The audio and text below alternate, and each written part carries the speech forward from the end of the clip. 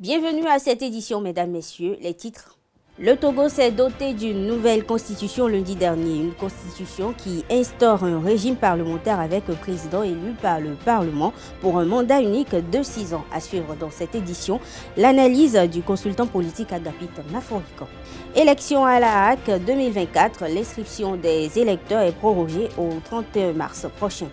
Haïti est en proie à une situation cataclysmique, à une alerte, c'est une alerte de l'Organisation des Nations Unies, plus de précision dans un instant. L'École supérieure d'administration, d'économie, de journalisme et des métiers de l'audiovisuel ESAE offre de nouveaux challenges pour l'année universitaire 2023-2024. Étudiantes et étudiants, parents d'élèves nouveaux bacheliers, ESAE, c'est la garantie d'une formation de qualité à des conditions très avantageuses. À Gbedjromede, à Papa, à Boumekalavi et Parakou, inscrivez-vous en administration générale, administration du travail et de la sécurité sociale, trésor et finances publiques, impôts, diplomatie et relations internationales, journalisme et métiers de l'audiovisuel, gestion des marchés publics, planification et développement local, sciences économiques, sciences juridiques et toutes les filières des sciences de gestion. ESAE vous offre des bourses, demi-bourses et de réductions pour les premières inscriptions dans toutes ces filières. Waouh! En licence 1, 2 et 3 et en master, bénéficiez jusqu'à 50% de réduction sur tous nos sites. N'est-ce pas génial? Infoline. ESAE Gbedjromede, 3e rue à droite en quittant le carrefour Le Jador pour la BIBE Jéricho ou au plus 229 90 93 65 21 98 98 14 00 à Kpakpa au plus 229 52 88 33 33 à Boumekalavi au plus 229 52 88 44 44 Parakou au plus 229 52 46 12 12. ESAE, l'excellence à un nom.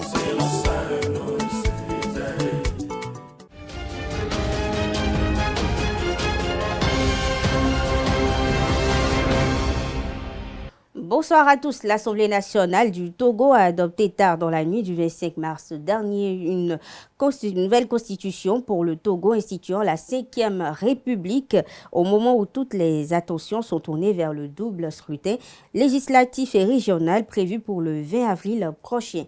La nouvelle constitution qui a été présentée comme une révision de l'ancienne Constitution a été adoptée avec 89 voix pour, une contre et une abstention. Agapit Napoléon Maforikan, consultant et analyste politique, s'exprime sur cette nouvelle démarche au micro de Nassirine Fatoumbi, Quentin Amoussou. Le Togo, pour moi, est un cas d'école, un cas qu'on doit étudier en sciences politiques. C'est un vrai cas intéressant qui montre aussi que nous cherchons sur le continent pour trouver des bons modèles. Moi, je ne suis pas dans le principe de donner des leçons, mais je constate simplement que les modèles prêts à porter ne peuvent plus soir à nos États. Je constate simplement que l'euphorie de 90 est terminée et qu'il va falloir qu'à pas lent peut-être, ou à notre rythme, on trouve le mécanisme. Donc le Togo est en train de chercher peut-être le bon mécanisme pour assurer son avenir. Et en Europe, quand vous regardez les démocraties européennes, elles ne sont pas les mêmes. De la France en Allemagne, de l'Allemagne en Grande-Bretagne, de la Grande-Bretagne dans les pays du Nord, vous n'avez pas les mêmes systèmes. Autant en Angleterre, en Grande-Bretagne, le roi ou la reine peuvent disparaître, il n'y a pas d'élection. Et la démission du Premier ministre n'entraîne pas élection non plus. Même s'il est mis en minorité dans son parti, il n'entraîne pas non plus élection. Donc on peut changer de Premier ministre et de roi sans faire des élections. Par ailleurs, ce qui n'est pas le cas en Allemagne, ce n'est pas possible. Donc, c'est-à-dire qu'il y a plusieurs manières de concevoir la démocratie, à mon humble avis, que les modèles prêts à porter dans lesquels on s'est emmuré depuis 90 doivent évoluer. Donc, moi, le Togo fait son aventure, le Togo fait son expérience. Je voudrais juste rappeler que l'Afrique du Sud a le même système où le président de la République est élu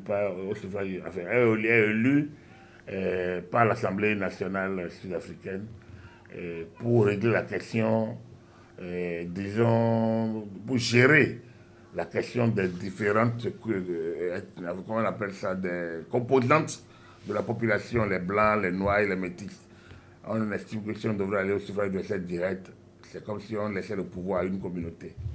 Le Bénin a expérimenté ce système sous le PAPB, et où l'Assemblée nationale révolutionnaire se mettant en place, le président du côté central du parti, le président de la République, le président du Conseil des ministres, est élu par l'Assemblée nationale révolutionnaire. Donc, ce n'est pas un modèle nouveau, c'est un modèle de gradation où le pouvoir est au Parlement, où le Parlement prend directement le pouvoir du contrôle.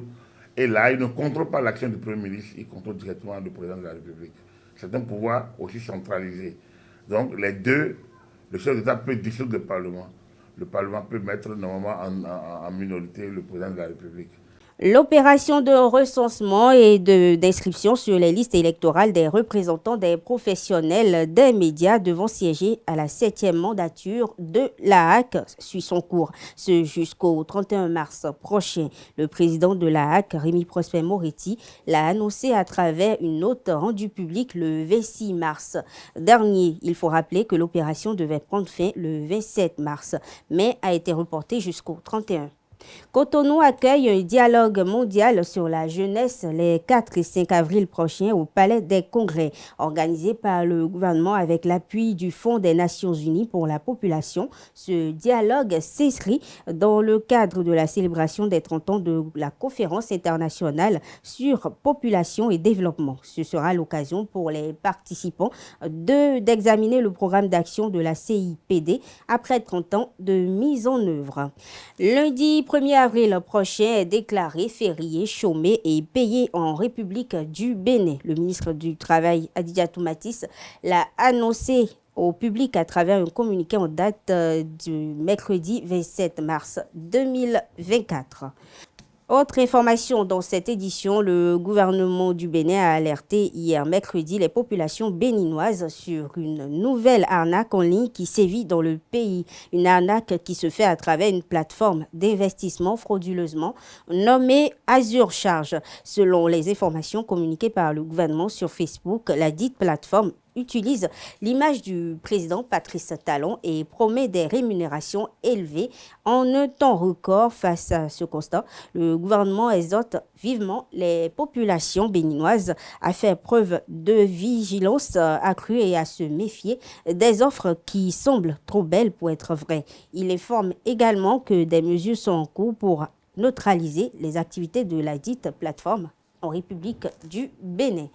Vendredi 22 mars 2024, une tragédie a frappé le CEG Filleyon, situé dans le 12e arrondissement de Cotonou. 2 élèves de la seconde B ont perdu la vie après avoir été emportés par des vagues de l'océan lors d'une escapade à la plage Fidjrosset. Au nombre de 8 vêtus de l'uniforme kaki de leur école, ils s'étaient rendus à la plage pour se baigner après les épreuves du premier devoir du 2e semestre.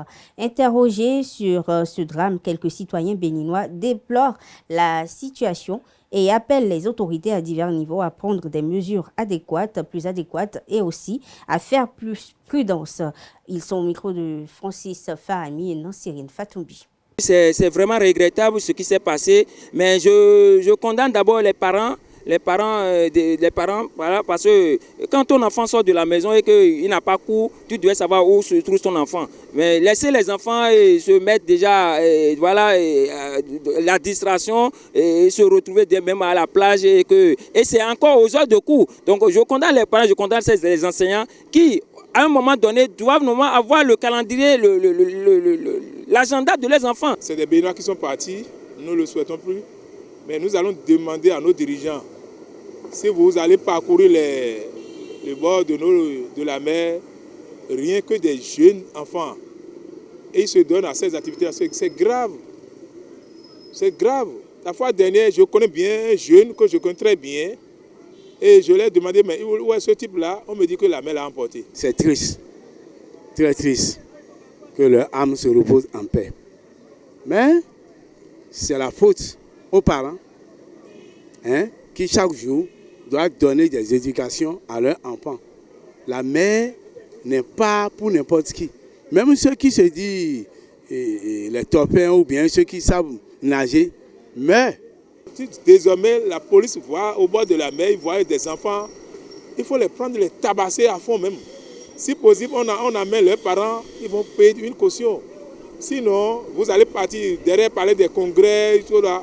C'est des jeunes délinquants qui sont là et ça donne facilement cet exercice-là. Au gouvernement, c'est de leur dire de renforcer la sécurité au niveau de nos côtes.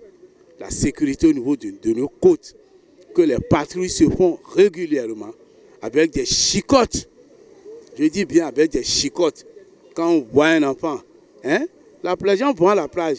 Il devait avoir des limites que la police doit déterminer entre l'eau, faire des barrières de façon que vous ne pouvez plus franchir cela. Vous ne pouvez plus franchir ce genre de barrières. Si on vous voit dedans, et avoir des caméras, des jumelles pour contrôler les côtes. Passons à présent à l'actualité internationale. Élu président de la République du Sénégal avec 54,28% des voix, Bassirou Diomaye Faye va prêter serment le 2 avril prochain. À cet effet, le chef d'État sortant Macky Sall, lors de son dernier conseil des ministres tenu hier mercredi, a ordonné au gouvernement de préparer la cérémonie de passation de pouvoir avec son successeur. Il faut rappeler que la victoire de Diomaye Faye dès le premier tour de la présidentielle a été reconnue par son principal adversaire Amadou Ba et le président Macky Sall. En Australie, Canberra a annoncé ce jeudi abandonner sa plainte contre la Chine auprès de l'Organisation mondiale du commerce après que Pékin a annoncé la levée des surtaxes qui visaient depuis 2020 le vin en provenance d'Australie. La suppression des droits de douane signifie que l'Australie mettra fin à ses poursuites judiciaires auprès de l'Organisation mondiale du commerce, ont déclaré le Premier ministre australien Anthony Albanese, la ministre des Affaires étrangères australienne Penny Wong et le ministre australien du commerce Don Farrell dans un communiqué. L'ONU, je l'annonçais en titre, a alerté ce jeudi que la situation en Haïti est cataclysmique avec 1554 tués au cours des 3 premiers mois de 2024. L'organisation déplore que les frontières poreuses facilitent l'approvisionnement des gangs en armes et munitions. J'appelle à une mise en œuvre spécifique de l'embargo sur les armes, a déclaré le haut-commissaire de l'ONU aux droits de l'homme, Volker Turk, dans la présentation d'un nouveau rapport. Terminons cette page inter par le président de l'autorité palestinienne, Mahmoud Abbas, qui a approuvé ce 28 mars 2024 la composition du gouvernement présentée par son nouveau premier ministre, Mohamed Mustafa, par un décret officiel. Il faut noter que le 19e mouvement palestinien devra prêter serment devant Mahmoud Abbas dimanche prochain, selon l'agence officielle Wafa. Ce renouvellement intervient alors que la communauté internationale presse le président d'entreprendre des réformes institutionnelles, notamment pour préparer l'après-guerre dans la bande de Gaza. Mesdames, Messieurs, c'est sur cette note internationale que prend fin cette édition. Merci de l'avoir suivi. Bonne soirée à toutes et à tous.